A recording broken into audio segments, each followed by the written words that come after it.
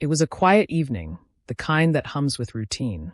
Dinner simmered on the stove, the clock ticked its familiar rhythm, and the air carried that faint scent of comfort only an old home can hold. I thought it was just another ordinary night. But ordinary nights have a cruel habit, they change without warning.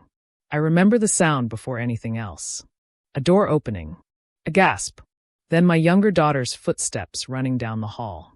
When she called my name, her voice didn't sound like hers. It trembled, heavy with something I'd never heard before. Fear mixed with disbelief. She couldn't form the words. Only one sentence slipped out between tears. "Mom, I saw something I shouldn't have." My heart stumbled. Mothers know. We always know when a storm is about to break. I walked past her, down the narrow hallway that suddenly felt longer than it ever had. Every picture frame on the wall, weddings, birthdays, baby faces, seemed to watch me as I reached for that door. I opened it, and silence swallowed the room. He wasn't there. Only the smell of perfume that wasn't mine lingered in the air, sweet, sharp, unmistakable. On the table lay a half-empty glass of wine, and a watch I didn't recognize. I didn't need to see more. Some truths don't require witnesses, they announce themselves. My husband came home an hour later, pretending nothing was wrong.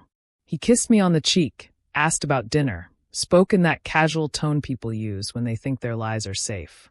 But his eyes avoided mine, and in that avoidance I saw everything. For the rest of the evening, I moved like a ghost through my own house, setting the table, pouring water, smiling where I should smile. Inside, something cracked. Not a scream, not a cry, just a quiet, steady breaking. After dinner, I tucked my daughter into bed. She held my hand longer than usual, afraid to let go. "Mom," she whispered, "was it my fault for seeing it?" Those words pierced deeper than any betrayal ever could. I brushed her hair back and said softly, "No, sweetheart. The truth was already there. You just happened to open the door." When she fell asleep, I sat by the window, staring at the streetlights outside. They flickered in the distance, small and uncertain, just like me. How long had this been going on? How many lies had I mistaken for love? The questions circled me like vultures, tearing pieces of peace I didn't know I still had. By midnight, I couldn't stay still. I went to the living room, found our old photo album, and opened it. Page after page, there we were, smiling, holding hands, building a life that now felt like someone else's story. I tried to remember when the light had started to fade from his eyes, when our laughter had turned into polite conversations, when distance replaced warmth. It's strange how you can live beside someone for years and never notice them leaving. Not until they're completely gone. When he finally walked in, I didn't shout. I simply looked at him and asked, "Why?" He didn't answer right away. He sat down, rubbing his temples as if the question itself was too heavy. Then he said, "It just happened." Those 3 words lit a fire inside me. It just happened, as if betrayal were an accident, like spilling coffee or missing a train. I wanted to scream, to tell him that love doesn't just happen, and neither does betrayal. But I didn't, because anger is loud, and I needed silence to think. "I trusted you," I said quietly. "I defended you when everyone said you were changing. I told my daughters that their father was the kind of man who would never hurt us." He lowered his head. "I never meant for you to find out. That was the truth behind every betrayal, not regret for the act, but regret for being caught." I walked away before my rage turned into something uglier. In the kitchen, I gripped the counter until my hands shook. I could still hear my daughter's sobs echoing in my mind. She had seen too much too soon. The innocence I tried to protect was gone. When dawn came, I made tea and watched the light spill across the floor. It was pale, uncertain, the kind of light that doesn't promise anything. My husband slept in the guest room. I didn't care where he was anymore. My daughter joined me, still in her pajamas, eyes swollen from crying. She sat quietly, then asked, "Are we still a family?" I looked at her, really looked, at the little girl who had just witnessed how fragile love could be. "We're still us," I said. "A little broken, maybe, but still us." That morning, I decided something. I wouldn't let betrayal define my home. I would face it, understand it, and if I could, forgive it, not for him, but for her. For the girl who deserved to believe in love again someday. I spent the rest of the day cleaning, cooking, doing ordinary things. But nothing felt ordinary anymore. Each plate I washed, each floor I swept, felt like erasing a piece of the past. When night fell again, I stood by the window, the same place I had sat 24 hours earlier. Only this time, I wasn't broken. I was awake. Because when the truth enters your house, it doesn't ask permission. It burns, it destroys, and then if you let it, it clears the way for something stronger to grow. And I knew then that this was only the beginning of a long road. A road through anger, forgiveness, and perhaps one day peace. Morning light came early that day, sharp and unforgiving. I had spent the night sitting on the edge of my bed, watching the first line of dawn crawl across the wall.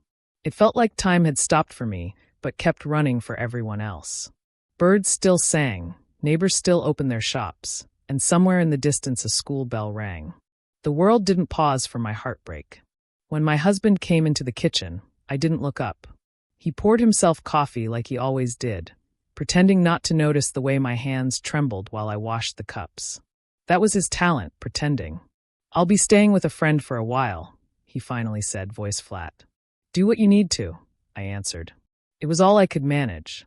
He left his keys on the counter and walked out the door. The sound of it closing behind him felt heavier than it should have, like a full stop at the end of a long, painful sentence. For days afterward, the house felt too quiet. My younger daughter tiptoed around, as if any sound might break me completely.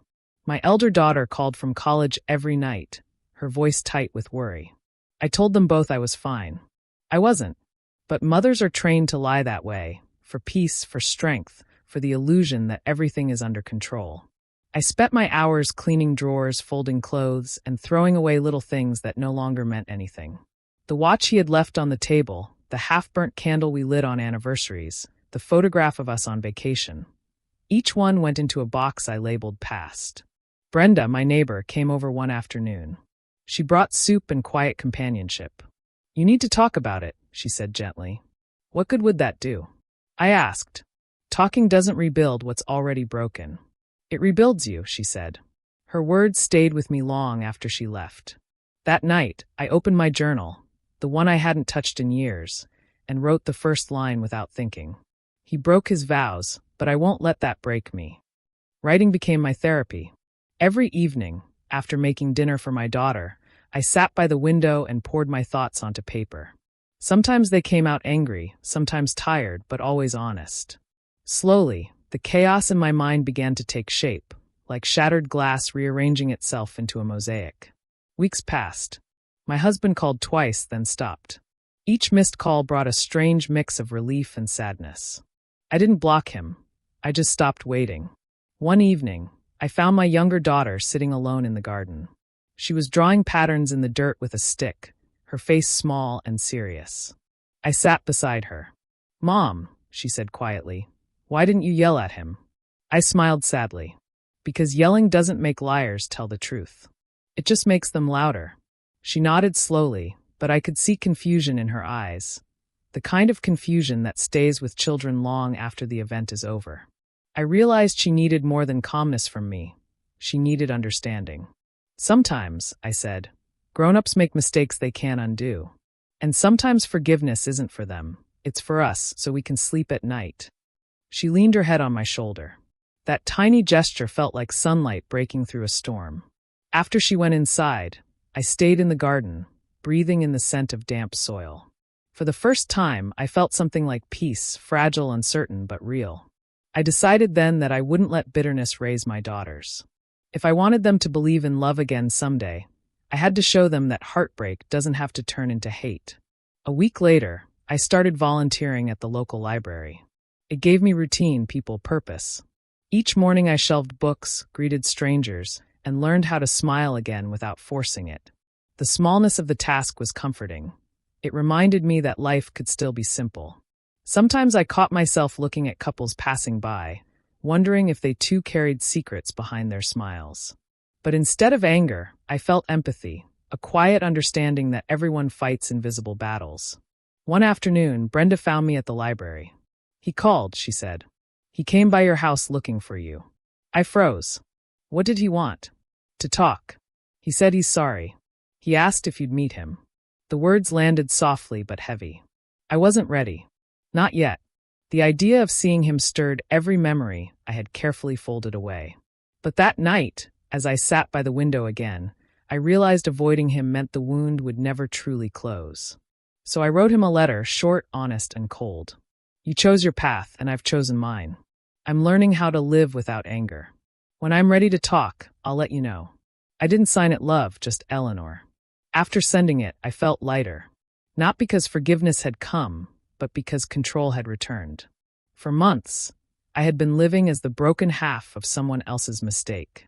Now, I was my own whole again, even if that wholeness was made of scars.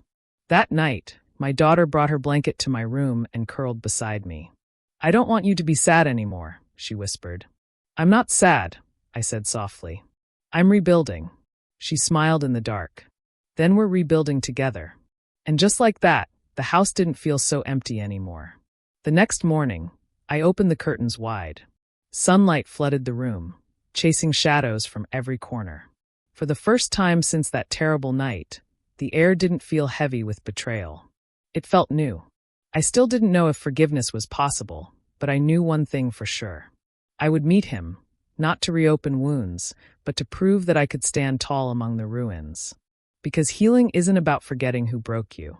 It's about remembering who you were before the break, and becoming her again. 2 months passed before I felt ready to see him again. I had rebuilt a rhythm, quiet mornings with my daughter, afternoons at the library, evenings filled with small laughter that didn't feel forced anymore. The pain had softened around the edges. It still lived inside me, but it no longer ruled me. One morning, while organizing books, I caught a reflection in the glass door. Him, standing outside, hesitant. His shoulders slumped, his hands twisting nervously, like a man who'd forgotten how to belong anywhere. I stepped outside. For a moment, we just stared at each other, strangers bound by too many memories. He spoke first. You look different. I am, I replied. Pained as that. We agreed to meet later that day at the small cafe near the old pier. A place where we used to sit when life was still simple. When I arrived, he was already there, 2 cups of tea waiting on the table. The smell of the sea drifted between us, carrying both nostalgia and distance. For a long time, neither of us spoke. The silence wasn't hostile. It was heavy with everything we didn't know how to say. Finally, he exhaled. I don't expect forgiveness. I just need you to understand. I was lost. I felt invisible. I didn't plan to hurt you. I looked at him, really looked. His face had aged, his eyes were tired, and his voice trembled between guilt and regret. But beneath it all, I saw fear, the fear of facing the consequences of one's own choices. Do you know what hurt the most? I asked quietly. He looked up, waiting.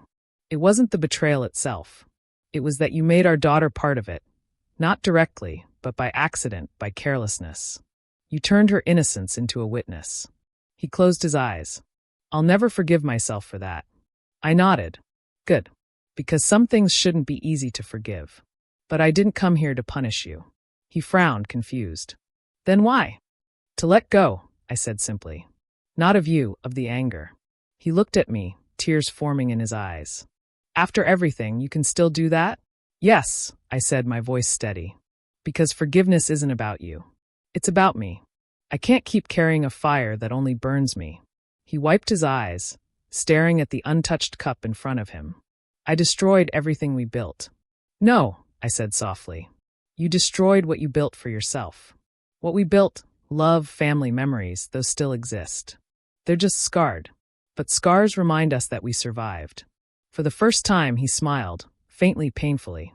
You always had more strength than me. I shook my head. No, I just had more to protect. We talked for hours. Not about what happened, but about who we had become since then. He told me about his sleepless nights, his loneliness, the emptiness that followed him everywhere. I told him about the small joys I'd rediscovered. Reading to my daughter, volunteering, learning how to live without waiting for someone to make me whole. At one point, he reached across the table, his hand hovering halfway. Can I? He asked.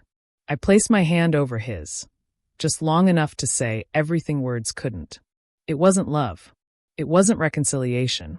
It was acknowledgement of our shared past, of the mistakes that changed us, of the humanity we still both had. When I pulled my hand back, I said, we can't go back. But maybe someday we can stand in the same room without ghosts between us. He nodded. That's more than I deserve. Before leaving, I told him something I had written in my journal weeks ago, but never said aloud. You broke my heart, yes. But you also showed me that even when life falls apart, I can rebuild, not the same, but stronger. He whispered, I'm sorry, one last time. And this time, it didn't feel empty. It felt real. That evening, I walked along the pier as the sun melted into the horizon. The sky was a slow fire of gold and red, like an ending and a beginning woven together. I breathed deeply, salt, wind, peace. When I reached home, my younger daughter was waiting by the window. Did you see him? She asked. Yes, I said. Did you forgive him? I smiled gently. Not all at once. Forgiveness doesn't happen in a moment.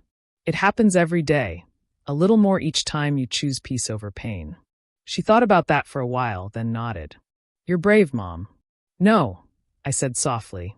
I'm just tired of hurting. We sat together, watching the first stars appear. She leaned her head on my shoulder, and I realized something profound. That healing doesn't always come from fixing what broke. Sometimes it comes from loving what remains. As night deepened, I opened my journal again and wrote. Today, I met the man who once was my home. I didn't find closure. I found acceptance. Maybe that's what forgiveness really is. Not forgetting the wound, but learning to live with the scar without touching it every day. When I closed the journal, my heart felt light. Not because the pain had vanished, but because it finally had somewhere to rest. I went to bed with a calm I hadn't felt in months. And as I drifted to sleep, I thought of the word forgiveness, how it starts like a whisper and ends like a prayer. The house was quiet again, but this time, it wasn't the silence of grief. It was the silence of peace.